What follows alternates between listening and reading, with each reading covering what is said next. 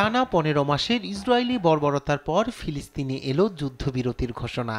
কাতার ও যুক্তরাষ্ট্রের মধ্যস্থতায় বুধবার দোহায় যুদ্ধবিরতি ও জিম্মি মুক্তির বিষয়ে চুক্তি করেছে হামাস ও নেতানিয়াহু প্রশাসন।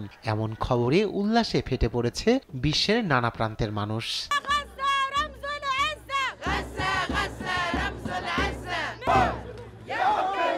যুদ্ধবিরতির সংবাদ প্রকাশের সঙ্গে সঙ্গে উত্তর আফ্রিকার দেশ তিউনিসিয়ায় যুদ্ধবিরতি উদযাপন করতে ফিলিস্তিনি সম্প্রদায়ের সঙ্গে যোগ দেন দেশটির স্থানীয় জনগণ। রাজধানী তিউনিস সহ দেশটির বিভিন্ন প্রান্তে চলছে জনতার উৎসব, দেয়া হচ্ছে বিভিন্ন স্লোগান, নেচে গেয়ে দিনটি উপভোগ করছে শিশুরাও।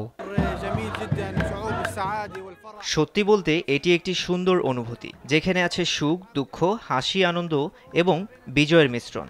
সবকিছুর পর মহান স্রষ্টাকে ধন্যবাদ। তার কৃপায় আমরা আবারও গাজাকে পুনর্নির্মাণ করব। অবশ্যই আমি পূর্ণ আনন্দের সাথে এই সংবাদটি পেয়েছি। আমরা যুদ্ধবিরতির ঘোষণা উদযাপন করতে রাজধানীতে ছুটে এসেছি।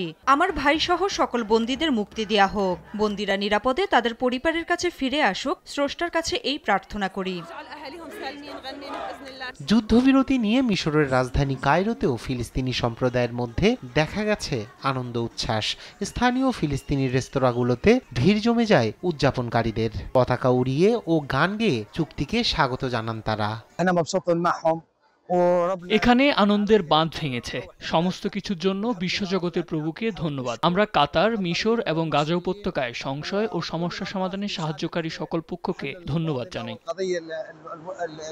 জর্ডানের বিভিন্ন শহরে রাস্তায় নেমে যুদ্ধবিরতি উদযাপন করেছেন হাজার হাজার মানুষ। ফিলিস্তিনি পতাকা এবং হামাসের প্রতিষ্ঠাতা শেখ আহমেদ ইয়াসিনের ছবি হাতে নিয়ে একত্রিত হন তারা।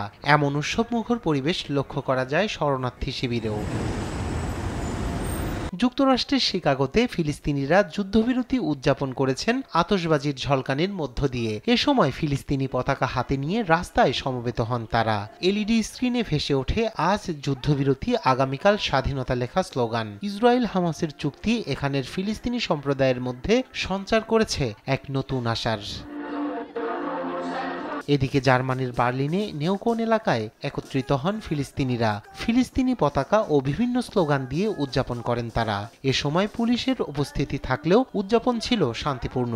যুদ্ধবিরতির খবরে নতুন করে আশার বীজ বুনতে শুরু করেছেন ইউরোপের ফিলিস্তিনিরাও। রায়হান কবি শুভ্র, নিউজ ডেস্ক, দেশ টিভি।